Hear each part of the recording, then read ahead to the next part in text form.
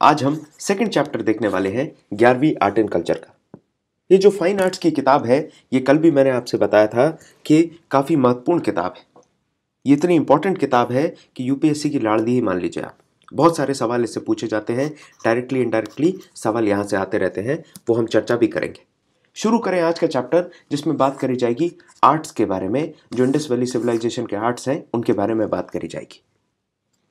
यहाँ पर एक बात मैं आपको बता दूं कि जो छठवीं की एनसीईआरटी की हमने चर्चा की थी, उसमें हमने टाइम लाइन को ड्रॉ करके काफ़ी अच्छे से देखा था कि बिफोर बर्थ ऑफ क्राइस्ट क्या सिचुएशन है और फिर बर्थ ऑफ क्राइस्ट के बाद क्या सिचुएशन है। इंडस वैली सिविलाइजेशन भी कब से चालू होती है उसके बारे में भी हमने ट्रेस आउट कर लिया था। वो सारी चीज़ें आपने 6th क्लास एनसीईआरटी के डिस्कशन में देखी होंगी। यहाँ ओवरव्यू में देखें, बात करेंगे हम इंडस वैली सिविलाइजेशन के कौन कौन से आर्ट्स हैं, क्या क्या चीज़ें हैं। फिर जो स्टोन स्टैचूज़ हैं, एक बियर्डेड मैन का एक स्टैचू है, उसकी बात करेंगे। ब्रॉन्ज से कैसे कास्टिंग होती थी और कास्टिंग के जो प्रोसीजर है उससे उन्होंने क्या क्या बनाया, उसके बारे में जानेंगे। एक टेक्निक है गजब की जो आज भी यूज़ करी जाती है बहुत सी जगहों पे। खासियत इस टेक्निक की ये है कि ये जो टेक्निक है वो आज भी बहुत सारी बड़ी बड़ी कंपनीज इंजन के पार्ट्स बनाने के लिए यूज़ करती हैं। उस टेक्निक को यूज़ करते कैसे हैं, कैसे काम आती है, वो समझेंगे। इंपॉर्टेंट कुछ साइट्स हैं इंडस वैली सिविलाइजेशन की, उन पे ध्यान देंगे। टेराकोटा से जो फिगरीन्स बनाई जाती हैं उसकी बात करेंगे। जो पॉटरीज, जो मिट्टी के बर्तन बनाए जाते हैं, मटके बनाए जाते हैं या फिर खाना पकाने के लिए जो भी यूटेंसिल्स बनाए जाते हैं उनकी बात करेंगे। और इसके साथ में जो ऑर्नामेंट्स होते हैं, आभूषण हैं, उनकी बात करेंगे कि आभूषण कैसे बनाए, क्या बनाए, वो सारी चीज़ों के बारे में भी इसी चैप्टर में हम चर्चा करने वाले हैं। तो शुरू करते हैं चर्चा। हमेशा की तरह ज़रा आप मैप पे ध्यान दे लें, क्योंकि यूपीएससी के प्रीलिम्स में सवाल आते हैं लोकेशन बेस्ड। वो पूछेंगे आपसे कि ये अशोक की एडिक्ट्स की साइट है जहाँ पर अशोक एडिक्ट्स लगे हैं या फिर ये इंडस वैली साइट्स हैं। तो दोनों में डिफ्रेंसिएशन कब समझ में आएगा, जब हमें पता हो। तो इंपॉर्टेंट साइट्स पे अगर हम देखें तो मोहनजोदाड़ो आपको पता होना चाहिए, चनुदारो पता होना चाहिए। यहाँ पर आप देखिए सुरकोटड़ा, लोथल, रंगपुर, रोजड़ी, यहीं पर आपको धोलावीरा भी दिखेगा। और साउथ में आ जाएं तो महाराष्ट्र के पास में दायमाबाद और भगतरव। इसी तरीके से आप और इस तरफ आइए तो आपको सख्त को देखने मिलेगा, कजनदोर देखने मिलेगा। ऐसी बहुत सारी जगह हैं जो आपको ध्यान देनी है। इंडस रिवर के नॉर्थ में हड़प्पा मिलता है और इंडस रिवर के साउथ में आपको मोहनजोदारो देखने मिलता है। इनकी लोकेशंस भी याद रखना है। हो सकता है कि UPSC north to south arrange करवा ले ये तमाम जो इंडस वैली सिविलाइजेशन की लोकेशंस है उनको, कि arrange the following locations from north to south. तो यहाँ पर आपको पता होना चाहिए नॉर्थ में हड़प्पा है। यहाँ पर देखेंगे तो पंजाब में रोपर देखने मिलेगा आपको। उसके बाद आप देखिए राखीगढ़ी जो है वो देखने मिलता है आपको, बनावली देखने मिलता है हरियाणा के पास के इलाके में, आलमगीरपुर देखने मिलता है उत्तर प्रदेश के आसपास के इलाके में, कालीबंगन राजस्थान के आसपास में आपको देखने मिलेगा। तो इतनी सारी जगहों को आपको नज़र कर लेना है, ताकि इनमें से कोई सवाल आता है किसी भी प्रकार का, चाहे डिफ्रेंशिएट करने के लिए आए या फिर अरेंज करने के लिए आए, आपसे बनना चाहिए। आगे बढ़े चैप्टर में तो आप एक बात समझिए कि जो इंडस वैली सिविलाइजेशन की बात मैं कर रहा हूँ, ये 3rd मिलेनियम की बात है। जो आपका ड्यूरेशन है तभी ये इंडस वैली सिविलाइजेशन एस्टैब्लिश होती है। इसकी हम पूरी गणित समझ चुके हैं। 6th चैप्टर में जो 6वीं क्लास थी उसमें हमने पूरी गणित समझी इसकी, कि कैसे ये शुरू होता है और कैसे ये सारी चीज़ें आगे चलती हैं। यहाँ पर आप देखेंगे तो स्कल्पचर्स मिलते हैं हमें, सील, पॉटरी, ज्वेलरी और टेराकोटा फिगरीन्स देखने मिलती हैं। और यही सही मायने में पहचान है आर्ट वर्क की। जैसे आज के समय के अगर आर्ट वर्क की बात करें तो आपको बड़ी बड़ी बिल्डिंग्स देखने मिलती हैं, एक से एक नायाब जो यूटेंसिल्स है वो देखने मिलेंगे, यूटेंसिल्स के साथ ज्वेलरी देखने मिलेगी। आज की प्रेजेंट जनरेशन के लिए ये आर्ट वर्क होगा, पेंटिंग्स देखने मिलेंगी। उसी तरीके से जो इंडस वैली सिविलाइजेशन है उसमें आपको स्कल्पचर्स, सील देखने मिलती हैं। अब ये सील का क्या काम है ये समझेंगे। पॉटरीज कितनी वैरायटी की मिलती है। इसके अलावा ज्वेलरी है, टेराकोटा के जो फिगर्स हैं, इन सबको भी हम एनालाइज करेंगे। यहाँ पर गजब की बात यह है कि इन सारे आर्ट वर्क्स में आपको कहीं पर भी क्रूडनेस नहीं दिखती। ये क्रूड नहीं है, ये काफ़ी एक्सपर्टीज से, काफ़ी ज़्यादा सेंसिबिलिटी के साथ बनाया गया है, जिसमें आपको जो आर्टिस्ट है उसकी साफ साफ इमेजिनेशन भी झलकती हुई दिखेगी कि किस तरीके से उसको बनाया जाए। यहाँ पर आप सीधे हाथ पे देखें, ये यूनिकॉर्न बनाया गया है। अगर आपने एक पिक्चर देखी होगी मोहनजोदारो, ऋतिक रोशन की पिक्चर, तो आपको पता होगा इसका काफ़ी इंपॉर्टेंट रेलेवेंस है यूनिकॉर्न का पूरे इंडस वैली सिविलाइजेशन में। इस प्रकार की सील आपको देखने मिलती है। साथ में ये जो लैंग्वेज है ये अभी तक पिक्टोरियल लैंग्वेज है, पिक्चर्स के फॉर्म में इस लैंग्वेज को लिखा गया है। तो ये सारी चीज़ें जो है आपको ध्यान रखनी है। ये लैंग्वेज अभी भी डिसिफर नहीं हुई है क्योंकि ये पिक्चर्स के फॉर्म में लिखी जा रही है। साथ में इमेजिनेशन भी आपको दिख रही है कि कहाँ पर लिखना है, कहाँ पर मैसेज लिखा जाएगा, कहाँ पर एनिमल का जो मोटिव है उसको रखा जाएगा। ये सारी चीज़ें किस तरीके से अरेंज करी गई हैं आर्टिस्ट के द्वारा। हम बात करें अगर किस तरीके से ह्यूमन और एनिमल्स को बनाया गया, कितनी बारीकी और सफाई देखने को मिलेगी, वो हम आगे आने वाली पिक्चर्स में देखेंगे। आप एक एक पिक्चर को बड़े ध्यान से देखें जो आपको राइट हैंड साइड पर मिलेगी, चाहे वो यूनिकॉर्न की हो, बुल की हो, एलिफेंट की हो, या फिर देखने को आप कहें तो ह्यूमंस की भी आपको इंपॉर्टेंट पिक्चर्स देखने मिलेंगी। उसमें आपको एक चीज़ ऑब्जर्व करनी है और वो है कितनी रियलिस्टिक वो लग रही हैं, और साथ में जो सेंसिबिलिटी है आर्टिस्ट की उसको आपको ऑब्जर्व करना है। चाहे उसके लिए मैं आपसे बात करूं ब्रॉन्ज के स्कल्पचर्स की, टेराकोटा की मॉडलिंग की, या फिर और भी किसी प्रकार के स्टैचू की। इसमें आपको ह्यूमन और एनिमल दोनों को कितनी बारीकी से बनाया गया है ये एनालाइज करना है।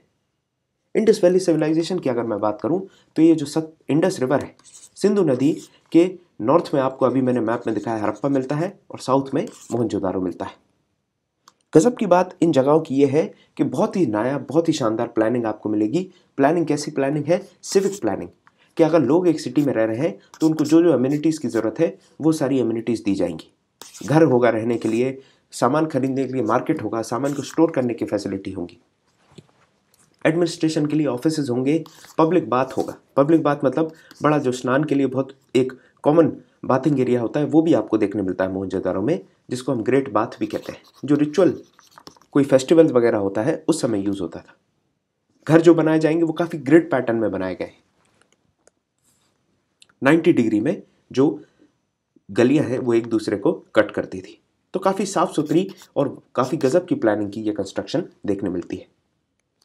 बात इतनी है कि जो बंटवारा होता है 1947 में उसकी बात है, और 1920 में हमें इंडस वैली सिविलाइजेशन मिलता है। इंडस वैली सिविलाइजेशन हमें 1920 में मिलता है, 1947 में भारत और पाकिस्तान बन जाते हैं। उसके बाद जो हड़प्पा और मोहनजोदारो हैं वो पाकिस्तान की तरफ पहुंच जाते हैं, और भारत की तरफ रह जाते हैं लोथल धोलावीरा जो गुजरात में है, राखीगढ़ी हरियाणा में, रोपर पंजाब में, और कालीबंगन राजस्थान में। ये चीज़ें जो हैं, ये जगहें थोड़ा ध्यान से देख लें आप, मैच द कॉलम में ये भी पूछ ली जाती है। इस तरफ आपको पंजाब, हरियाणा और गुजरात लिखा होगा, फिर उसके सामने जो होगा कि फाइंड द करेक्ट मैच, तो वहाँ पर आपको देखना है कि हरियाणा के सामने उन्होंने धोलावीरा लिख दिया या फिर पंजाब के सामने उन्होंने लिख दिया राखीगढ़ी। तो ये सारी चीज़ें आपको पता होनी चाहिए, कौन सी जगह, कौन सी साइट किस स्टेट में मिलने वाली है। साथ में ऐसा भी हुआ था कि जैसे ही 1947 में ये सिचुएशन आई कि हड़प्पा और मोहनजोदारो दोनों पाकिस्तान की तरफ चले गए, उसके बाद से इंडिया में sites, important Indus valley civilization की साइट्स ढूंढने की जो रफ्तार है वो बहुत ज़्यादा बढ़ गई। 1980 आते आते तक बहुत बड़े बड़े इटालियन और अमेरिकन आर्कियोलॉजिस्ट भी इंडिया में आते हैं, और उसके बाद नई नई साइट्स ढूंढी जाती हैं। यहाँ पर अगर मैं बात करूँ तो आपको स्टैचूज़ भी देखने मिलेंगे, उसकी हम चर्चा करेंगे। साथ में स्टैचूज़ किस चीज़ के हैं? एक तरफ पत्थर के स्टैचू मिलेंगे, ब्रॉन्ज के स्टैचू मिलेंगे, ब्रॉन्ज के अलावा टेराकोटा के भी आपको स्टैचू मिलते हैं। तो इतने प्रकार के स्टैचू आपको देखने मिलेंगे हड़प्पन सोसाइटी में। खासियत यह है कि इनके जो स्टैचूज़ का नंबर है वो लिमिटेड है, ऐसा नहीं कि हज़ारों की तादाद में बिल्कुल चाइना की फैक्ट्रियों में जैसे बनता है उसी तरीके से। नंबर लिमिटेड है, लेकिन जो भी आपको चीज़ देखने मिलेगी वो काफ़ी नायाब होगी, काफ़ी ज़्यादा रिफाइंड होगी और बहुत ही ज़्यादा सुंदर होगी देखने में। जैसे अगर हम बात करें जो पत्थर के स्टैचू हड़प्पा और मोहनजोदारो में मिले हैं वो 3 डायमेंशनल वॉल्यूम को काफ़ी गजब के तरीके से हैंडल करते हैं। ऐसा नहीं है कि अगर वो स्टैचू बना रहे हैं तो सामने से तो वो बढ़िया दिख रहा है लेकिन पीछे से अजीब सा दिख रहा है। बाकायदा उसको तीनों डायरेक्शंस में, डायमेंशंस में बहुत ही अच्छे तरीके से डिज़ाइन किया गया है। आप देखें तो एक मेल फिगर देखने मिलता है जिसका टॉर्सो जो है वो रेड सैंडस्टोन का है, साथ में उसके होल्स है हाथ और सर लगाने के लिए। साथ में एक दाढ़ी वाले बाबा का भी बस्ट देखने मिलता है जो सोप स्टोन का बना है। अब बस्ट क्या होता है? बस्ट आपने देखा होगा कभी भी यूनिवर्सिटी वगैरह में जो कमर से ऊपर कंधे और सर बनाया जाएगा उसको बस्ट कहते हैं। वो बस्ट भी आपको देखने मिलता है दाढ़ी वाले दादा का, bust of a bearded man. तो उसके बारे में भी हम चर्चा करेंगे। ज़रा सा इस फिगरीन पे देखें, इस पे नज़र डालें। आप देखिए टेराकोटा का बना है, मतलब पक्की मिट्टी का बनाया गया है।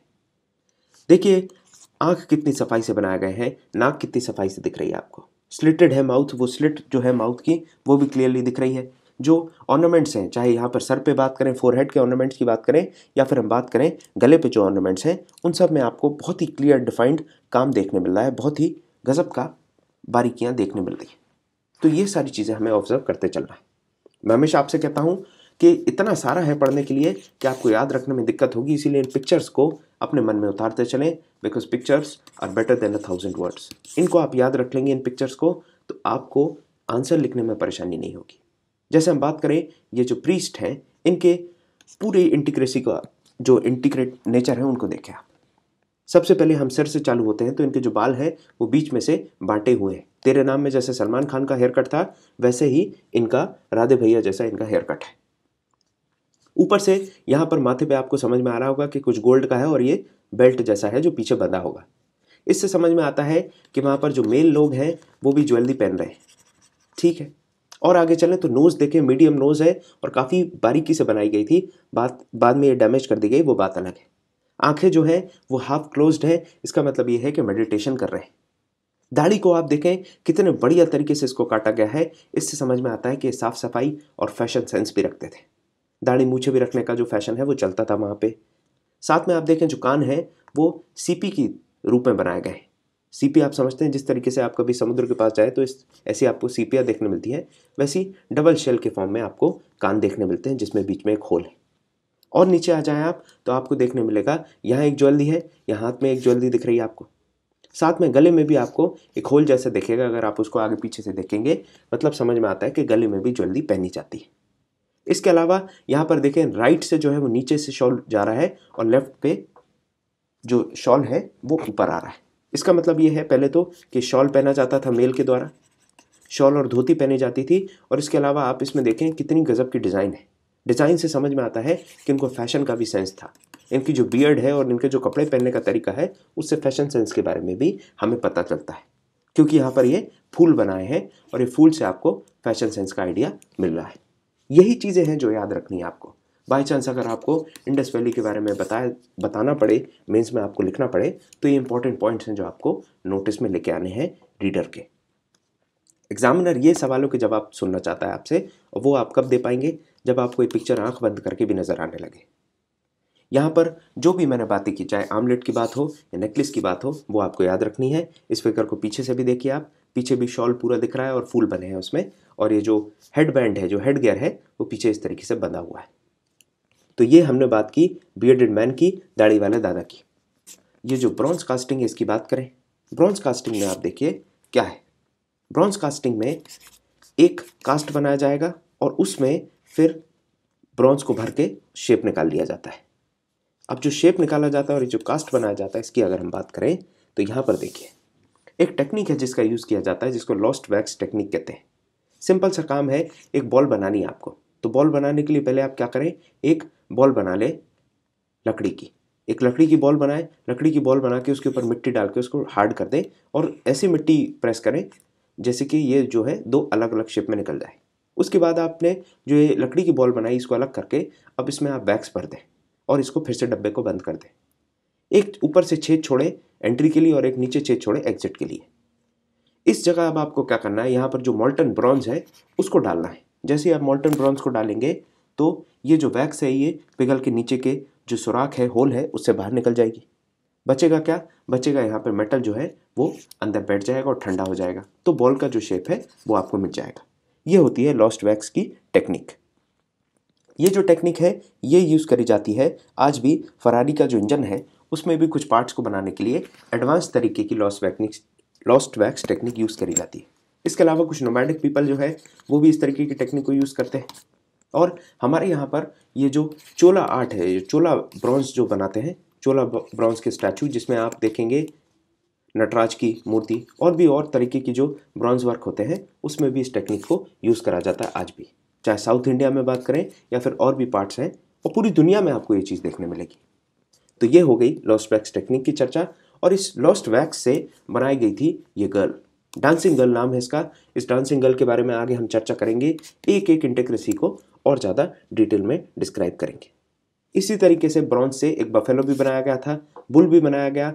साथ में बुल में आप देखेंगे उसके सींग बनाए जाएंगे, बकरियां बनाई जाती हैं और जो भी बनाया गया ब्रॉन्ज का भी, देखिए एक तरफ हमने अभी स्टैचू स्टोन के देखे, उसमें भी आपको बारीकियाँ दिख रही थी, उसी तरीके की बारीकी आपको ब्रॉन्ज में भी देखने मिलेगी, उसी तरीके का सोफिस्टिकेशन ब्रॉन्ज में भी देखने मिलता है। ब्रॉन्ज की जो कास्टिंग है वो लगभग हर जगह पर काफ़ी पॉपुलर थी। इंडस वैली के जितने भी इंपॉर्टेंट सेंटर्स हैं हर जगह काफ़ी इंपॉर्टेंट थे और काफ़ी गजब का काम होता था। चाहे आप देखें जो कॉपर की बर्ड या कुत्ता बनाया गया था लोथल में, और कालीबंगन में जो चीज़ें मिलती हैं आपको, जैसे बुल का एक फिगर मिलता है, उतनी ही इंटीग्रेसी से बनाया गया था कॉपर और ब्रॉन्ज का जो मूर्तियाँ हैं हड़प्पन और मोहनजोदारो में। कहने का सीधा सीधा मतलब मेरा ये है, जो आपको याद रखना है कि जो वर्किंग स्टैंडर्ड है या फिर जो क्वालिटी है वो सब जगह एक ही जैसी है। कहीं पर भी आपको ये नहीं मिलेगा कि ये मेजर सेंटर है इसीलिए ये चीज़ बढ़िया है और दूसरी जगह वो चीज़ कहीं सब स्टैंडर्ड की है। दोनों जगह आपको एक ही जैसी क्वालिटी देखने मिलेगी। हड़प्पन और चैल्कोलिथिक साइट जो है वो आपको मैंने अभी बताया था कि साउथ में जब हम गए थे, सदर्न साइट जो थी सदर्न मोस्ट वो है दायमाबाद महाराष्ट्र में। वहाँ पर भी मेटल कास्टिंग स्कल्पचर्स आपको देखने मिलते हैं, जहाँ पर आपको ह्यूमंस भी देखने मिलेंगे और एनिमल के फिगर्स भी आपको देखने मिलते हैं जो कि स्कल्प्टेड है। इसके बाद बात आती है टेराकोटा की। तो टेराकोटा में आप देखिए इंडस वैली में टेराकोटा इमेजेस बनाई जाती थी जो कि स्टोन और ब्रॉन्ज के कंपैरिजन में थोड़ी सी सब स्टैंडर्ड थी, थोड़ी सी क्रूड थी। इसमें जैसे देखिए ये एग्जांपल है मदर गॉडेस का, ये मोहनजोदाड़ो में पाई जाती है, इसके बारे में भी आगे बात करेंगे। तो यहाँ पर आप देखें तो इसमें क्लियरली आंखें, नाक, मुंह उतने अच्छे से नहीं समझ में आ रहा है, ना हेड गियर अच्छे से समझ में आ रहे हैं, ना हाथ पैर अच्छे से समझ में आ रहे हैं। तो यहाँ पर टेराकोटा का जो काम है वो थोड़ा सा क्रूड हुआ करता था इंडस वैली के टाइम पे। इसके अलावा देखें तो हड़प्पा में या फिर कुछ ऐसी जगह हैं जहाँ पर ये क्रूड है। कालीबंगन गुजरात में कुछ ऐसी चीज़ें मिली हैं टेराकोटा की जो काफ़ी बारीक और काफ़ी ज़्यादा डेलिकेट और इंटीग्रेट है। आगे और बात करें हम टेराकोटा की, तो टेराकोटा से और क्या चीज़ें बनती हैं। तो जो आज होता है वो तब भी होता था। मिट्टी के खिलौने जो आपने शायद बचपन में खेले होंगे, खैर अब तो प्लास्टिक का बहुत चलन हो गया, बहुत बोलबाला है, लेकिन ये मिट्टी के खिलौने बनते हैं, जैसे सीटियाँ बनती हैं, झुनझुने बनते हैं, छोटी चिड़िया बना देते हैं, जानवर बना देते हैं, वो चीज़ें भी चलती थी। इसके अलावा एक और फिगर बनाया जाता था टेराकोटा का, वो था इस तरीके का, जिसमें हाथ जो है वो पैरेलली बाहर होते थे और पूरी जो बॉडी है उसको सिंपली एक रिजिड अपराइट फॉर्म में बना दिया जाता था। और ये एक जैसा इसीलिए भी था, ऐसा माना जाता था कि शायद ये एक गॉड की इमेज है और गॉड का फिगर है जो हर जगह एक ही जैसा देखने मिलता है, ये कोई भगवान है, ये कोई डेटी है। टेराकोटा के बाद बात आती है सील्स की। अब सील क्या है, पहले तो इसका काम समझ लीजिए। जो सील होगी वो 2x2 का, 2 इंच बाय 2 इंच का कोई चीज़ है।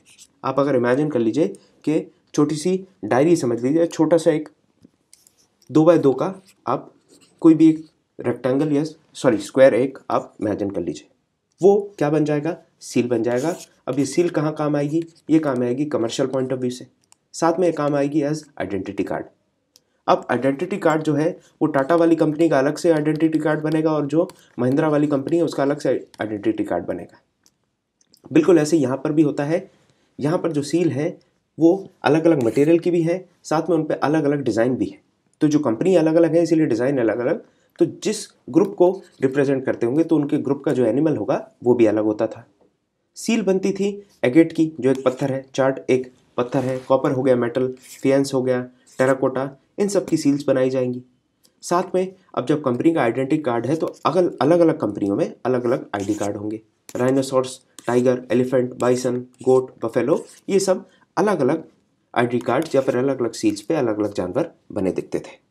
और यही डिफाइन करता था कि ये सील जो है वो कहाँ के बिलोंग करती है, किस लोकेशन को बिलोंग करती है, और कमर्शियल पॉइंट ऑफ व्यू से कैसे यूज़ करा जाता था ये भी समझते हैं। आपने चावल का बोरा खरीदा है 5 किलो का, 10 किलो का, उसमें आप देखिए तो उसमें क्या होगा ना, एक ऊपर से सिलाई होती है धागे की, और धागे की सिलाई के बीच में एक प्लास्टिक की पतली सी स्ट्रिप भी होती है। अगर वो स्ट्रिप नहीं है तो समझ में आ जाता है हमें कि ये जो सील है ये खोली गई है। या फिर और अच्छे से एग्जांपल समझिए, मोबाइल फ़ोन खरीदते हैं जब आप, तो मोबाइल फ़ोन में क्या होगा, एक जेलेटिन ऊपर से चढ़ी रहती है। उसके बाद उसको जब आप डब्बे को खोलना चाहेंगे तो एक गोला सा ऐसा चिपका रहता है डब्बे के ऊपर। अगर वो गोला चिपका नहीं है, हल्का सा खुला है, मतलब आपको समझ में आ जाएगा कि ये डब्बा पहले भी खोला गया होगा। सील का बिल्कुल ऐसे ही यूज़ होता था। किसी भी बॉक्स को या किसी भी बैग को पकड़ के उसके मुंह को धागे से बांध के उस पर सील लगा देते थे। अगर वो सील डेस्टिनेशन पे जाके खुले और वो जो सील है वो इंटैक्ट है, वो तोड़ी नहीं गई है, इसका अर्थ ये है कि जो माल है उसके साथ कोई टेम्परिंग नहीं हुई है। ये एक तरीके का साइन था। और अगर वो सील आपको टूटी मिलती है, मतलब माल के साथ टेम्परिंग हुई है, हो सकता है उसकी क्वालिटी या क्वांटिटी में कोई डिफरेंस आए। मैंने आपको बताया जैसे सील है उसमें अलग अलग जानवर होंगे, चाहे यूनिकॉर्न है, बाइसन है, बुल है, एलिफेंट है, ये सारी चीज़ें होती थी। इसके अलावा कहीं कहीं पर आइवरी जो होता है, हाथी दांत का जो मटेरियल है, उससे भी आपको सील बनी दिख जाती है। जनरल जो उसका डायमेंशन होता था वो है 2x2, मतलब 2 इंच बाय 2 इंच का आपको सील्स देखने मिलेंगी। हड़प्पन सिविलाइजेशन के बारे में आपको और जानना है तो मैं पर्सनली रिकमेंड करूंगा, जो मोहनजोदारो पिक्चर है उसको देख लें। मेरे हिसाब से ज़्यादा समय नहीं लगेगा, 2x की स्पीड पे देख के इंपॉर्टेंट चीज़ें जो हैं वो आप उसे स्किम कर सकते हैं। सील की बात कर रहा था मैं, तो सील पे जो मोटिव्स बने हैं, जैसे बुल का मोटिव बना है, उसी तरीके से एक बहुत ही महत्वपूर्ण सील है जिसमें आपको एनिमल प्लस ह्यूमन दोनों देखने मिलते हैं, और उस सील को आप कहते हैं पशुपतिनाथ सील या फिर प्रोटोशिवा सील। इसको फीमेल डेटी भी माना जाता है। कुछ लोग इसको ये भी मानते हैं कि शायद ये फीमेल डेटी की ये सील है। इसमें हमें देखना है लोकेशंस एनिमल की, आपको एलिफेंट, टाइगर, गोट, ये सारे एनिमल्स भी मिलेंगे। साथ में आपको ह्यूमंस भी देखने मिलते हैं। यहाँ देखिए सेंटर में पालथी मार के इस पोजीशन में ये बैठे हुए हैं डेटी, और आजू बाजू आपको जानवर दिख रहे हैं। ये सील भी हमारे लिए इंपॉर्टेंट हो जाती है। इसमें इंपॉर्टेंट है 2 एंटीलोप, ये 2 हिरण जो नीचे हैं सीट के, राइनोसोर्स और बफेलो भी आपको दिखेंगे। ये देखिए राइनो और बफेलो, यहाँ पर आपको टाइगर और एलिफेंट देखने मिल रहा है। ये सारी सीलें जो बनाई जाती थी ये इंटेलिगो फॉर्म में बनाई जाती थी। अब ये इंटेलिगो क्या होता है, स्पेलिंग थोड़ा सा चेक कर लीजिएगा आप। इसका मतलब ये है इन्वर्टेड फॉर्म में, मतलब जब ये कहीं पर भी किसी भी सरफेस पे अगर ये इंप्रेशन देंगी तो वो इंप्रेशन सीधा आएगा। ये इन्वर्टेड फॉर्म में बनाई जाती थी। इसका सीधा सीधा मतलब ये है कि जो आर्टिस्ट है उनको इमेजिन कितना क्लियरली करना पड़ता होगा कि इस चीज़ से इंप्रेशन सीधा आए, इसलिए इसको उल्टा बनाना है। इंटेलिगो फॉर्म में बनाई जाएगी। तो ये भी एक इंपॉर्टेंट फैक्टर है जो आपको याद रखना है, जो कि आर्टिस्टिक एक्सपर्टीज के बारे में बताता है, इंडस वैली सिविलाइजेशन के पीपल के बारे में। ये अलग अलग सील्स हैं, ज़रा ध्यान से आप देख लें, और इनके टाइम्स हैं। ये 2500 से 1900 बिफोर कॉमन एरा में ये सारी सील्स बनाई गई थी। ज़रा आप ध्यान से इन सील्स को देखें। यहाँ पर ध्यान से देखिए आप, एक पेड़ की सील है जो वेजिटल सील कहते हैं, जिसमें फूल पत्तियाँ बनी है। यहाँ पर बुल को देखिए, यहाँ यूनिकॉर्न की सील है, यहाँ पर एक और बुल की सील है, एलिफेंट की सील है, यहाँ टाइगर और ह्यूमन की सील है, और सब में कहीं ना कहीं राइटिंग्स आपको मिल जाएंगी। इससे सीधा सीधा समझ में आपको ये बात आती है कि जो एनिमल्स हैं ये कोई एक पर्टिकुलर सेट ऑफ ग्रुप को रिप्रेजेंट करते होंगे। इसके अलावा ये जो राइटिंग्स हैं ये पिक्टोरल राइटिंग है, जिनका अभी तक हम मतलब नहीं पता कर पाए। एक बार हमें इनका मतलब पता चल जाएगा तो शायद हम समझ पाएंगे। ऐसा हो सकता है कि ये जानवर है और जानवर के ऊपर जो ग्रुप है, जो पर्टिकुलर ग्रुप होगा उसका नाम लिखा है, या फिर जो ट्रेडर का गिल्ड होगा, जो व्यापारियों का एक ग्रुप होता होगा, गिल्ड होता होगा, उसका नाम लिखा गया है। तो ये सारी चीज़ें आपको ध्यान रखनी है। अब सील्स की मैं बात करूं तो मैंने आपको बताया सील जो है वो जनरली स्क्वायर फॉर्म में रहती थी, लेकिन ज़रूरी नहीं है स्क्वायर फॉर्म में ही रहे, वो रेक्टेंगुलर फॉर्म में भी देखने मिलेंगी। इनके ऊपर नक्काशी करने के लिए जो काम किया जाता है, सपोज अगर कॉपर की सील है तो उस पर काम करने के लिए ब्यूरेन का यूज़ किया जाता था, जो कि हैंड ड्रिवन ड्रिल जैसी होती है। हाथ से अगर आप ड्रिल मशीन को चलाएंगे उस प्रकार की मशीन को ब्यूरेन कहते हैं। ये छेद करने में भी काम आती है, स्टोन वगैरह में अगर आपको होल्स करने हैं उसके लिए भी काम आती है। तो ये सारी चीज़ें आपको पता रखनी है। और अगर कॉपर टैबलेट पे इस तरीके की ये सील्स बनाई जाएंगी तो एक तरफ क्या होगा, ये सील में डिज़ाइन होगी जानवर की, और दूसरी तरफ उसमें आपको रिटन मटेरियल मिलेगा जो कि पिक्टोग्राफिक होने वाला है। इस तरीके से कुछ भी भाला, तीर, आंखें, ये सब आपने अभी देखा होगा, वो सब आपको बना मिलता है। इससे हम दूसरे सेक्शन पे आते हैं जो कि है पॉटरी से संबंधित। अब ज़रा आप इमेजिन करें 2 मिनट को, ये इमेजिन करिए कि हड़प्पन पीपल में पॉटरीज क्यों ज़रूरत पड़ती होगी। अब आज के जो स्टील के बर्तन हैं या फिर आज के जो कॉपर यूटेंसिल्स या फिर और भी किसी प्रकार के यूटेंसिल्स आप यूज़ करते हैं, बोन चाइना के यूटेंसिल्स हैं, उन सबको भूल के सबको आप मिट्टी का बना दीजिए। तो ये सबसे पहली एप्लीकेशन हो जाती है पॉटरी की। पॉटरी आपको चाहिए खाना पकाने के लिए, सब्जी पकाएंगे तो बनाएंगे उसमें, रोटी बनाना है उसके लिए भी आप पॉटरी का यूज़ करेंगे, तवे का यूज़ नहीं करेंगे। तो ऐसे करके आप खुद इमेजिन कर पाएंगे कि उस समय पे किस प्रकार की पॉटरी चलती होगी। पानी को स्टोर करना है तो आप टपरवेयर की बॉटल ना यूज़ करके आप लकड़ी जो मिट्टी है उसकी सुराही यूज़ करेंगे या मटका यूज़ करेंगे। ग्लास जो होगा वो भी आपका मिट्टी का होने वाला है। इस तरीके से आपको समझ में आएगा कि इतने सारी चीज़ें, इतने सारे यूटेंसिल्स हमें मिट्टी के बनाने हैं, मड के बनाने हैं। अब जब इतनी सारी चीज़ें बनानी है तो वहाँ पर हमें एक पर्टिकुलर मशीन चाहिए। यहाँ पर आपको देखने मिलेगा कि जो पॉटर व्हील होता है, आपने कभी देखा होगा, इस व्हील पे पॉटर जो है लकड़ी से इसको घुमाता है, बाद में मिट्टी को शेप देके वो यूटेंसिल्स बनाता है। ये सारी चीज़ें भी आपको देखने मिलती हैं। इंडस वैली सिविलाइजेशन में पॉटर व्हील यूज़ किया जाता था, तो ये याद रखना है आपको, ये इंपॉर्टेंट हो जाता है। साथ में हाथ से भी बने हुए आपको यूटेंसिल्स या पॉटरी देखने मिलेंगी, लेकिन उनकी जो गिनती थी वो कम थी। सीधे हाथ पे देखें इस परफोरेटेड पॉटरी को और सोचें इसको किस चीज़ के लिए उपयोग कर सकते हैं। याद करिए, अभी भी हम क्या करते हैं, जब कभी मंदिर वगैरह में धूप बत्ती लगाते हैं तो धूप बत्ती लगा के आप उसको ढांक सकते हैं, तो उससे सिर्फ धुआं निकलेगा, उसके लिए यूज़ करी जा सकती है। और भी दूसरी चीज़ों में इस तरीके की पॉटरी को यूज़ किया जा सकता है। खासकर तो इसका इंसेंस जो होती है अगरबत्ती धूप बत्ती लगाने के लिए, उसमें यूज़ किया जा सकता है। फिर से सीधे हाथ पे इन पॉटरीज़ की डिज़ाइन देखें। ये पॉटरीज़ की डिज़ाइन से आपको समझ में आएगा कि इनकी अलग अलग एप्लीकेशंस हैं। कहीं पर आपको ये प्लेन मिलेंगी पॉटरीज़, और प्लेन पॉटरी कौन यूज़ करेगा? वो जो सिटाडेल में रह रहे हैं वो, या फिर जो नीचे रह रहे हैं वो। जो नीचे रह रहे हैं, जो सिटाडेल में नहीं रह रहे हैं, जो टाउन में रह रहे हैं, उनको लोअर टाउन, ये जो लोअर एरिया वाले लोग हैं, ये प्लेन पॉटरी को यूज़ करेंगे अपने रोज़मर्रा के जीवन के लिए। लेकिन इसका मतलब ये नहीं है कि सिर्फ प्लेन पॉटरी यूज़ करी जाती थी। रेड क्ले पॉटरी भी आपको देखने मिलेगी। उसके साथ ग्रे कलर के आपको रेड और ग्रे कलर के फाइन स्लिप्स देखने मिलेंगे, फाइन इस तरीके के काम देखने मिल जाएंगे। इसके अलावा जो इनका ढक्कन होने वाला है उसमें भी आपको नक्काशियाँ देखने मिलेंगी, उसको भी बड़ा सुंदर बनाया जाता था। ब्लैक कलर की भी पेंटिंग की जाती थी पॉटरीज पे। और इसके अलावा आप देखें जो ब्लैक होगा वो काफ़ी ग्लॉसी होने वाला है, काफ़ी चमकीला होने वाला है, जिसके साथ में उस पर जानवरों की कलाकृति बनाएंगे, या फिर जो भी ज्योमेट्रिकल पैटर्न्स होते हैं इस तरीके डब्बा डब्बा बना के या ट्रायंगल ट्रायंगल बना के उसको सुंदर करने का प्रयास किया जाता था। यहाँ पर भी आप देखिए किस तरीके से इसको सुंदर करने का प्रयास किया जा रहा है। ज्योमेट्रिकल पैटर्न्स बना के ये फिश जैसा पैटर्न, ये फिश के जो स्केल्स होते हैं ऐसा पैटर्न बनाया जा रहा है। यहाँ पर भी फिश के पैटर्न है, यहाँ पर भी फिश के पैटर्न, और यहाँ पर ज्योमेट्री। तो या तो ज्योमेट्री का यूज़ करेंगे या फिर एनिमल के मोटिव्स बना के ब्यूटिफाई किया जाता था। और जो पेंटिंग होगी वो भी चमकीली होगी, मतलब जो लग्जरियस पीपल है वो इसकी यूज़ कर पाएंगे।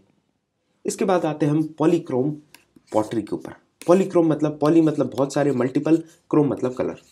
तो बहुत सारे कलर भी यूज़ करे जाते थे पॉटरी में, जिसका मतलब ये है black, red, green, white, yellow, इन सारे कलर्स को भी यूज़ करा जाएगा। इन सारे कलर्स को यूज़ करा जाएगा बहुत सारी सुंदरता बढ़ाने के लिए। जो पॉटरीज़ की देखिए कितना सुंदर बनाया गया, कितना नायाब बनाया गया है, ऐसी पॉटरीज़ भी आपको देखने मिलती है। कहीं कहीं पर आपको देखने मिलेगा कि जो बेवरेजेस होते हैं, जो वाइन वगैरह है, उसको स्ट्रेन करने के लिए, उसको छानने वगैरह के लिए भी आपको यूटेंसिल्स और पॉटरीज देखने मिलेंगे। तो इतनी जानकारी पॉटरीज के लिए हमें काफ़ी है कि पॉटरीज किस तरीके के होते हैं। इसके बाद आप देखिए पॉटरीज जो है वो सामान्य जीवन में जो प्रैक्टिकल डेली लाइफ है उसमें तो यूज़ करना ही पड़ेगा आपको, और उसी हिसाब से उसका शेप एंड साइज़ हुआ करता था। अगर आपको घड़ा चाहिए, पानी अगर स्टोर करना है, तो उसके लिए आप छोटा सा नहीं बना के एक बड़ा सा घड़ा बनाएंगे। उसकी दूसरी तरफ अगर आपको रोटी पकानी है तो उसके लिए आप अलग डिज़ाइन रखेंगे, सब्जी बनाने के लिए आप उसकी अलग डिज़ाइन रखेंगे। उस तरीके से एप्लीकेशन बेसिस पे बनाए जाते थे। मिनिएचर वेसल्स भी होते थे, बहुत छोटे छोटे वेसल्स भी होते थे। मान के चलिए जैसे कुछ स्पाइसेस वगैरह आपको स्टोर करने हैं, उसके लिए छोटे छोटे वेसल्स भी बनाए जाते थे।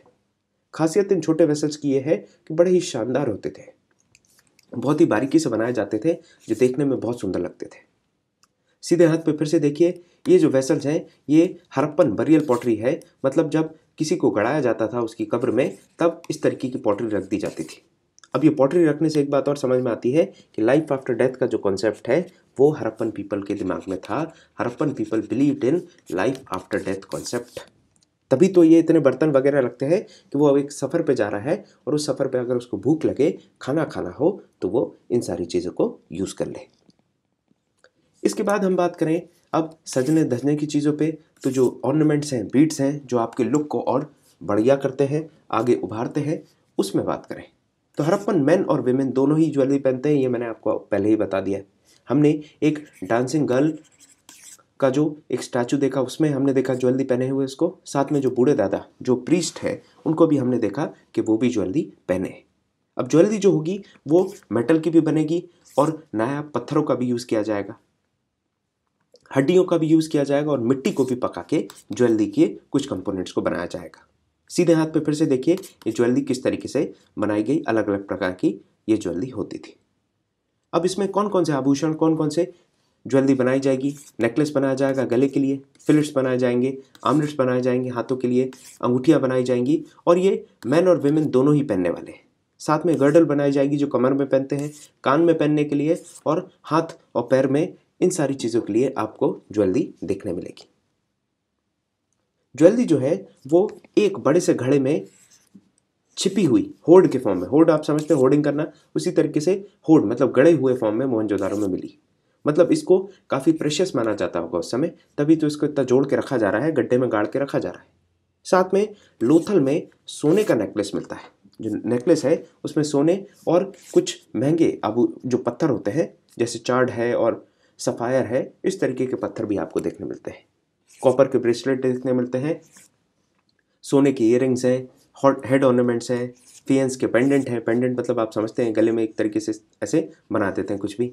साथ में बटन्स मिलते हैं, बीड्स मिलती हैं स्टेटाइट और जेमस्टोन के। अब देखिए इतनी देर से मैं आपको कॉपर के बारे में बात करी, स्टोन्स के बारे में बात की, कहीं पर भी आपको आयरन का जिक्र नहीं दिखेगा। हमने आयरन की कहीं बात नहीं की। सीधा सीधा एक बात याद रखें कि हरप्पन पीपल जो थे या फिर Indus valley civilization people were not aware of iron. उनको आयरन के बारे में नहीं पता था, ये हमें याद रखना है। तो फिर से वापस आते हैं अपनी चर्चा पे। ऑर्नामेंट्स जो है वो बहुत ही बारीकी से बनाए जाते थे, वेल क्राफ्टेड होते थे। ये आपको अभी देख के भी समझ में आ रहा होगा कि कितना बढ़िया काम किया गया है। ये जो कुछ ज्वेलरी है वो सिमेट्री में भी मिलती है, मतलब जो कब्र है वहाँ पर भी आपको देखने मिलती है। फरमाना जो हरियाणा में है वहाँ पर डेड बॉडी के साथ आपको ऑर्नामेंट्स मिलते हैं गड़ाए हुए। ये दूसरा हमें एक क्लू मिल जाता है जिससे हमें समझ में आता है लाइफ आफ्टर डेथ के बारे में। एक तो पॉटरी मिल गई हमें ग्रेव में, दूसरी चीज़ हमें ज्वेलरी भी मिल गई। दोनों चीज़ें हमें एक चीज़ बता रही हैं कि यहाँ पर लाइफ आफ्टर डेथ का कॉन्सेप्ट हुआ करता था। इसके अलावा बीड इंडस्ट्री के एविडेंस मिलते हैं चन्नूदारो और लोथल में। यहाँ पर भी बीड्स वगैरह बनाए जाते थे। बीड्स क्या होते हैं? मन के, जो माला में इस तरीके से लगाते हैं तो पूरी माला बन जाती है। ये जो बीड्स हैं इनकी इंडस्ट्री देखने मिलती है कहाँ पर आपको? ये चन्नूदारो और लोथल में मिलती है। इन बीड्स को बनाया जाता था कार्निलियन जो एक प्रकार का पत्थर है, एमेथिस्ट हो गया, जैस्पर, ये इंपॉर्टेंट जेमस्टोन्स हैं। Crystal, quartz, steatite, turquoise, lapis lazuli, ये सारे पत्थर हैं। जिसमें से लैपिस लजुली जो है वो ताजमहल में भी यूज़ किया है और मुगल आर्किटेक्चर में एक इम्पॉर्टेंट पार्ट लैपिस लजुली का है। मेटल्स की बात करें तो कॉपर, ब्रॉन्ज, गोल्ड, ये सारे मिलेंगे आपको। इसके अलावा जो कौड़ियाँ होती हैं, शेल है, फियंस है, टेराकोटा है, मतलब जो बर्न्ड क्ले है, उसका भी उपयोग मिलता है आपको बीड्स बनाने में और ऑर्नामेंट्स और ज्वेलरी बनाने में। इसके बाद आप देखिए जो शेप्स की हम बात करें तो बीड्स जो होती है, बीड्स गोल भी मिलेंगी आपको, सिलेंडर फॉर्म में भी आपको बीड्स देखने मिल जाएंगी माला में, जो हमने देखा भी है, बैरल शेप में मिलेंगी, सेगमेंटेड मिलेंगी। ज़रा सा हम फिर से वापस चलते हैं इस डायग्राम पे। यहाँ पर आप देखें तो ये देखिए सिलेंडर शेप में भी है, सर्कुलर शेप में है, ये बॉल के शेप में है, ये देखिए आप ये बैरल शेप में है। ऐसे अलग अलग शेप्स में आपको बीड्स भी मिल जाएंगी जो ऑर्नामेंट बनाने के काम आएगी। इसमें पत्थर का भी उपयोग कर सकते हैं और जो सोना है उसका भी उपयोग कर सकते हैं। मेन बात आपको ये देखना है कि कितना गजब का स्किल डेवलप कर लिया था, टेक्निक कितनी गजब की डेवलप करी होगी जिससे ये बड़े बड़े जो सिलेंडर या बैरल शेप बना रहे हैं तो उसके लिए जो होल बनाना होता होगा, होल बनाने की जो टेक्निक होगी वो कितनी एडवांस होगी, क्योंकि वहाँ पर आपको ड्रिल मशीन नहीं देखने मिल रही। ये ब्यूरेन से काम करा जा रहा है। जो ब्यूरेन है हाथ से चलती है मशीन, इससे इतने गजब के और सीधे होल कैसे किए जा रहे हैं। आपने अगर कभी थोड़ा बहुत भी टेक्निकल काम किया होगा तो आपको पता होगा एक जगह से दूसरी जगह अगर आपको होल करना है तो ये लाइन को आपको पूरे टाइम पे, जब आप ग्राइंडिंग कर रहे हैं उस टाइम पे सीधा रखना पड़ेगा, नहीं तो ये दूसरी जगह टेढ़ा मेढ़ा होल हो सकता है। तो ये एक जैसा प्रिसिशन कैसे लाते होंगे, ये बात तारीफ के काबिल है। बीड्स के साथ में आप देखें तो जो नेचुरलिस्टिक मॉडल्स हैं, जैसे आप देखें मंकी, स्क्विरल बनाएंगे, पिन हेड या बीड्स बनाएंगे, वो भी अच्छी खासी बहुत ही सुंदर तरीके से बनाते थे। इसके अलावा कॉटन के कपड़े बनाने और वूल के कपड़े बनाने के लिए एक इस तरीके का पिंडा चाहिए पड़ता है। इसके ऊपर, या फिर हम कहें तकली कहते हैं शायद इसको, इसके ऊपर धागे को लपेटा जाता है। ये भी देखने मिलता है, इसको वॉल कहते हैं अंग्रेजी में, ये मुझे पक्का पता है। ये जो वॉल है वो भी देखने मिलता है और ये वॉल जो है वो भी फेंस और टेराकोटा वगैरह का बनाते हैं, जिसके ऊपर कॉटन का जो धागा है उसको लपेट लेते हैं या जो वूल है उसको लपेट लिया करते हैं। फिर बाद में उसी फाइबर से, उसी धागे से कपड़े बनाए जाएंगे और कपड़े जो बनाए जाएंगे उसमें धोती और शॉल जो है वो इम्पॉर्टेंट है। क्योंकि मेल और फीमेल अलग अलग तरीके से धोती और शॉल को ही पहना करते थे। जैसा मैंने अभी बताया था, जो प्रीस्ट है, जो दाढ़ी वाले दादा हैं, जिनके टाइम पे मैंने बताया था, वो चीज़ आपको देखने मिलेगी, शॉल और धोती पहनी जाया करती थी, जिसमें आप देखिए जो शॉल है वो लेफ्ट शोल्डर से पास होगा और राइट शोल्डर के ऊपर से, आपको मैंने अभी बताया था कि लेफ्ट शोल्डर जो है उससे पास होकर राइट शोल्डर के नीचे से निकलता है। वो आपने उनके डायग्राम में देखा होगा। यहाँ पर देखिए इस तरीके से ये जो शॉल पहने हैं, ऐसे शॉल पहना जाता है। तो ये है शॉल पहनने का तरीका। और इनका अटायर थोड़ा बहुत, यहाँ पर आपको बीड्स के ऑर्नामेंट्स दिख रहे हैं, ये बीड्स के ऑर्नामेंट पहने, ये पेंडेंट पहना हुआ है। और यहाँ पर देखिए जो हथियार है, ट्राइडेंट वगैरह है, ये यूनिकॉर्न की जो पिक्चर है ये आपको देखने मिल रही है।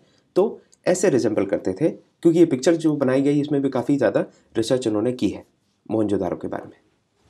बात करें हम आर्कोलॉजिकल फाइंडिंग से, एक और बात पता चलती है कि इंडस वैली के लोग फैशन कॉन्शियस भी बहुत थे। वो तो हमें भी पता चल गया जब हमने उस प्रीस्ट की, वो दादा की फ़ोटो देखी, तो उनकी जो दाढ़ी थी वो बढ़िया वेल शेप्ड थी। साथ में उनकी जो शॉल है उसमें काफ़ी फ्लोरल डिज़ाइंस थी, जो फ्लावर्स वगैरह हैं वो बने हुए थे।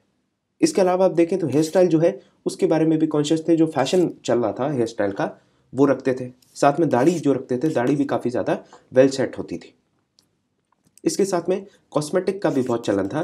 कॉस्मेटिक्स में जो काजल है या फेस पेंट लगाना है, लिपस्टिक लगाना है, ये सारी चीज़ें भी की जाती थी उस समय पे। एक और बात यह है कि जो ढोलावीरा है वहाँ पर हमें स्टोन के बड़े बड़े कंस्ट्रक्शंस के रिमेन देखने मिलते हैं। इसका मतलब ये है कि जो स्ट्रक्चर्स हैं, जो भी इंट्रिकेट स्ट्रक्चर्स हैं भारी भारी स्टोन्स के, वो भी बहुत ज़्यादा तादाद में बनाए जाते थे। वापस चर्चा करें हम कुछ इंपॉर्टेंट चीज़ों की, तो इसमें आती है टेराकोटा के टॉयज़। ये जो मिट्टी के खिलौने हैं ये बहुत ही महत्वपूर्ण हो जाते हैं, ये आपको याद रखना है। पहले इनको कार्व करा जाएगा, बनाया जाएगा, और इसी तरीके से मेटल में भी ये चीज़ बनी मिलती है। पत्थर के साथ मेटल में भी ऐसे खिलौने, बर्ड्स, एनिमल्स, प्लांट्स, ये सब आपको मिलेंगे। डांसिंग गर्ल मैंने कहा था मैं इसकी चर्चा करूंगा। एक बार इस फिगर को देख लीजिए और इसी फिगर के साथ हम चर्चा करते हैं। सबसे पहले आप देखिए ऊपर से नीचे तक, तो आपको नाक दिख रही है। नाक जो है थोड़ी सी प्रोट्रूडिंग सी है, थोड़ी फ्लैटन है। आंखें उतनी क्लियरली नहीं दिख रही, आंखें भी स्लिट टाइप है, माउथ स्लिट टाइप है। पीछे जो बाल बने हैं वो बन के फॉर्म में बने हैं। हाथ में आप देखिए कितनी सारी चूड़ियाँ पहनी गई हैं। एक और हाथ में इस तरीके से चूड़ियाँ हैं, एंकलेट है। गले में आप देखिए तो पेंडेंट है। साथ में ये जो पोज है, एक हाथ इसका जो है इसकी कमर पे है और दूसरा हाथ इस तरीके से है। इसको त्रिभंग पोज भी कहते हैं। और ये आपको मिलती है डांसिंग गर्ल। डांसिंग गर्ल में आपको मैंने बताया ये आपको मोहनजोदारो में मिलने वाली है। बाल बन के फॉर्म में है, हाथों में कंगन है, साथ में जो नेकलेस है उसमें कौड़ी है। कौड़ी जो आपने देखा होगा इस तरीके से होती है, बचपन में आपने खेला भी होगा शायद कौड़ियों से, तो इस तरीके से होती है, ये कौड़ियाँ होती है। तो कौड़ी है, साथ में जो जेस्चर है वो डांस पोस्चर है, खड़े होने का तरीका जो है वो डांस के फॉर्म में खड़े है। आंखें बड़ी बड़ी और जो नोज़ है वो फ्लैट है। और इससे भी, एक्सप्रेशन से भी हमें बहुत सारी इन्फॉर्मेशन मिल रही है। बुल की बात करें तो ये बुल भी हमें मोहनजोदारो में मिलता है। और बुल के एक्सप्रेशन देख के ऐसा लगता है कि बुल बिल्कुल कूदने के लिए खड़ा है, बिल्कुल चार्ज करने के लिए खड़ा है। इसमें गुस्सा दिखाया जा रहा है, जो बुल है उसकी फ्यूरी दिखाई जा रही है।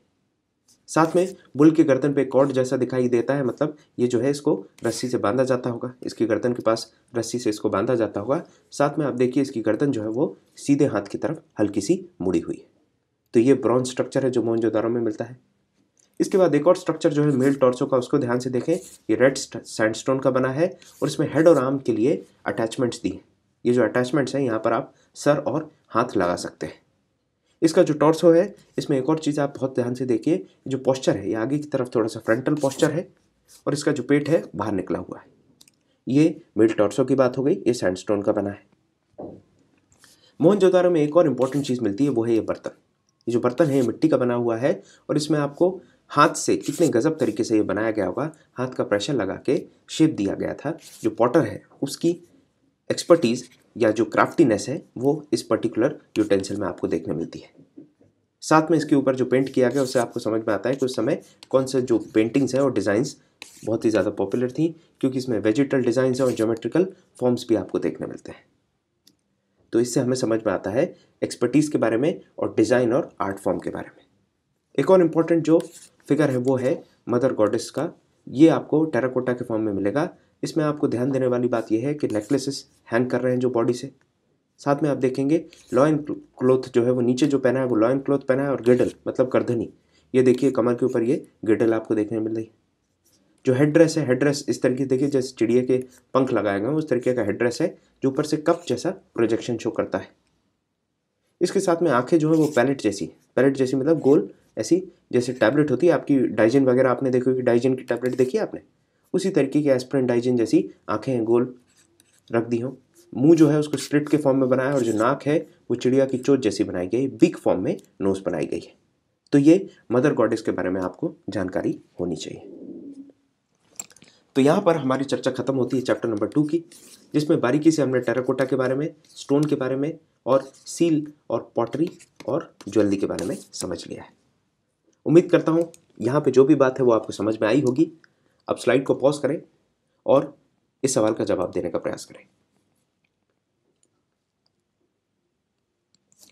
तो सवाल है, चूज द करेक्ट स्टेटमेंट।